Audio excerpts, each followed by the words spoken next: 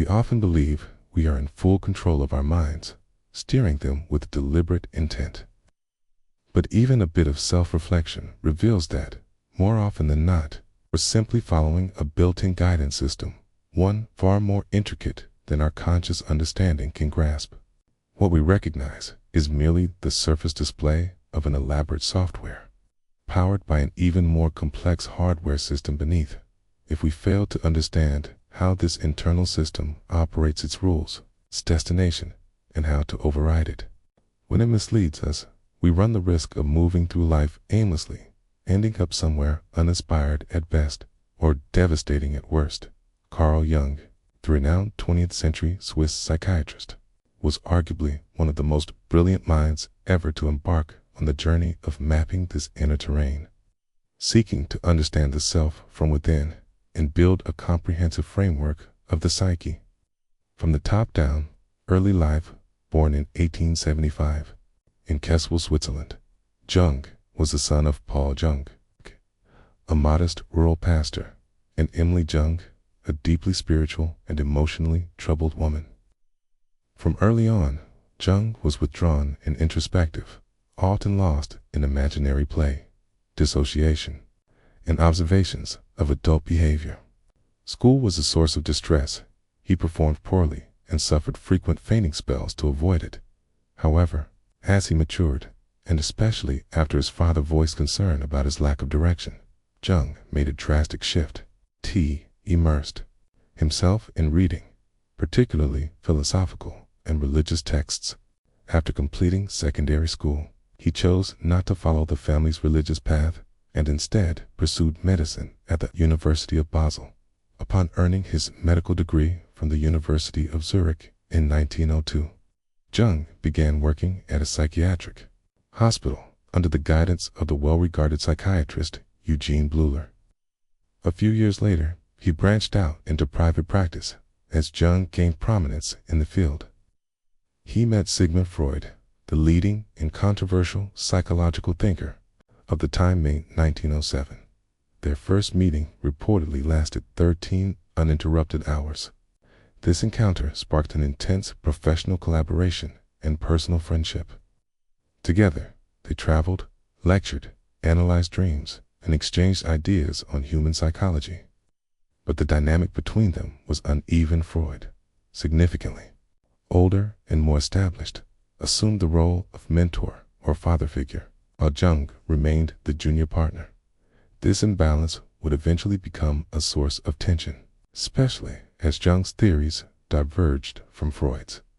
Jung leaned into more mystical and symbolic interpretations of the psyche, while Freud stayed rooted in a reductionist scientific approach. Their theoretical rift, coupled with Jung's need for professional independence, culminated in a dramatic break in 1913. Following their split, Jung entered a profound psychological crisis, a kind of midlife unraveling that lasted until around 1918. He spent these years deep in self-examination, documenting internal visions and conducting personal psychological experiments. This period of crisis and isolation would become the foundation of his mature theories and solidify his role as an independent pioneer in psychology. The psyche's Jung's lifelong mission was to understand the psyche and develop tools to integrate its fragmented parts into a unified whole.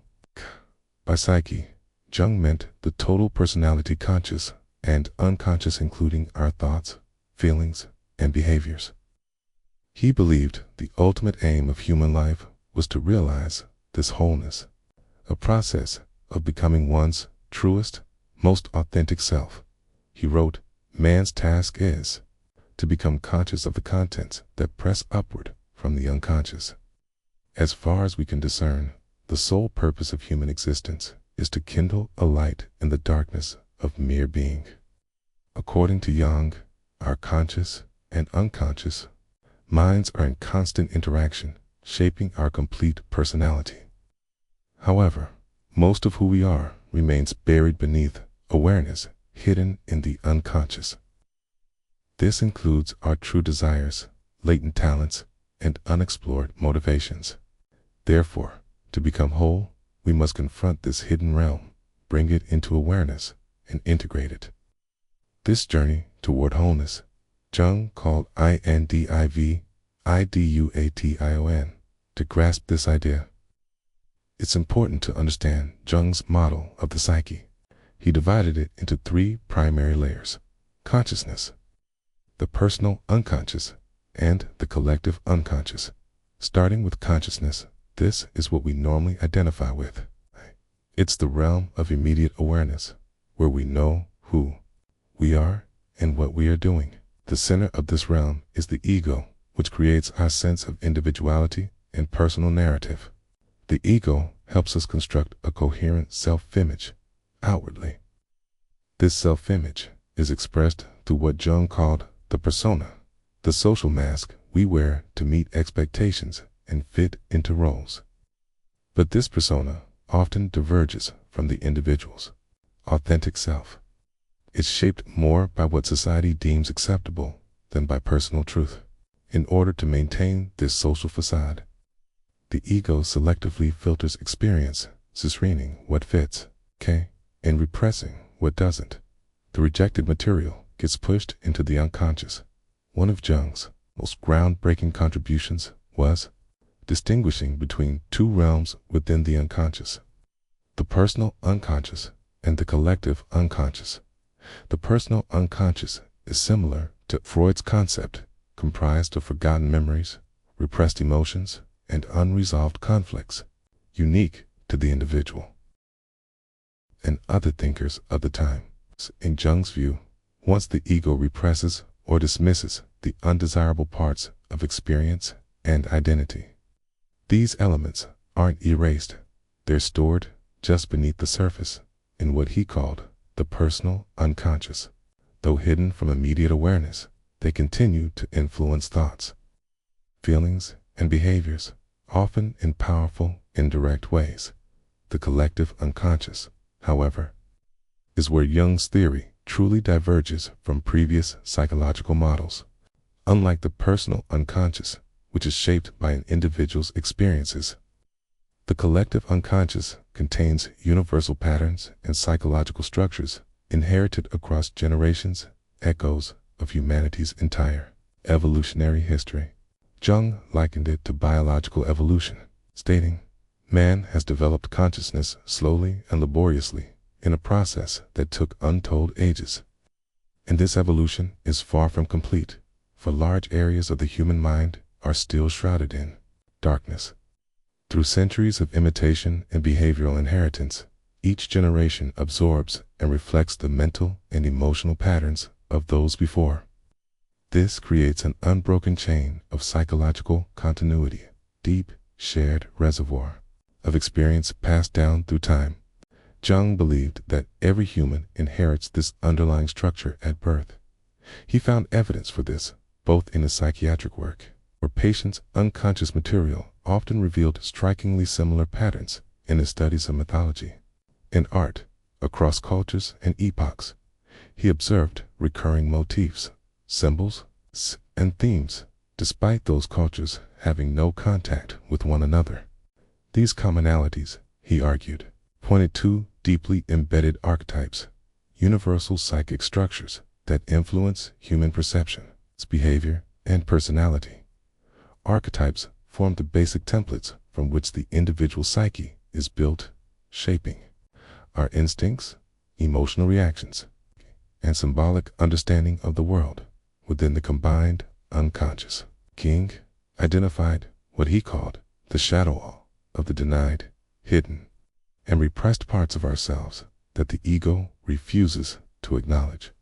These traits often contradict the idealized version of ourselves we showed the world.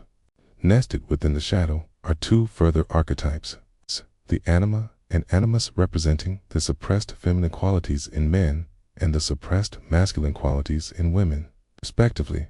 At the center of all these elements, the conscious, unconscious archetypes. In ego resides what Jung referred to as the self. The self is the complete whole of a person, the total integration of their conscious identity, an unconscious essence. It reflects who we truly are beyond the mask, beyond what we show others, or even what we think we are. Our real desires, authentic abilities, and deeper nature are found here. The journey toward aligning the ego and persona with this deeper self is what Jung called individuation. This, for him, was the ultimate psychological and spiritual task of a human being.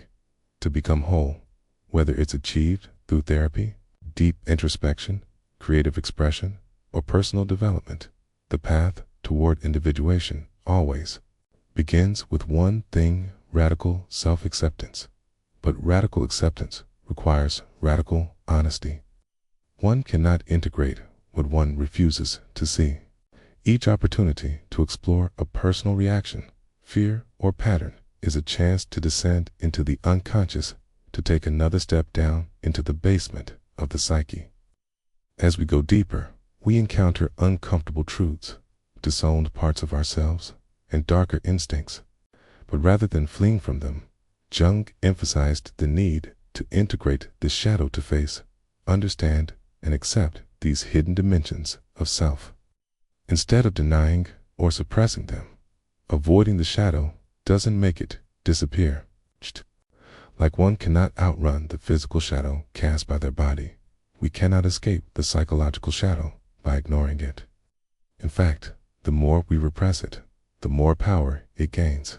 Jung warned, good does not become better by being exaggerated, but worse, and a small evil becomes a big one through being disregarded and repressed.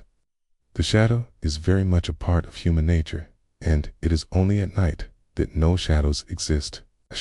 To recognize and integrate the shadow is to diffuse its unconscious control over us.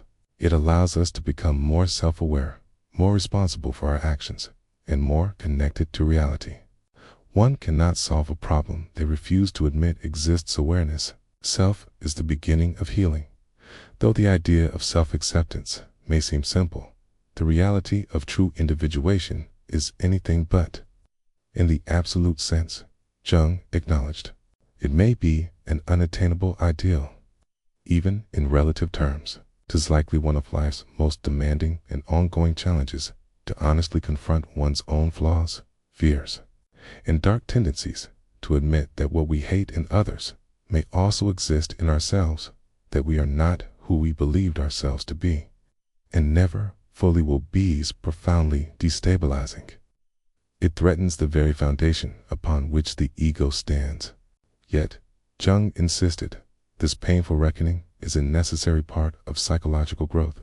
Ultimately, Jung's legacy is a map of framework to help us understand the terrain of the psyche. Its work doesn't just show us how to fix glitches in the mind's navigation system. It invites us to take the wheel, to consciously choose a direction aligned with who we truly are and where we truly want to go.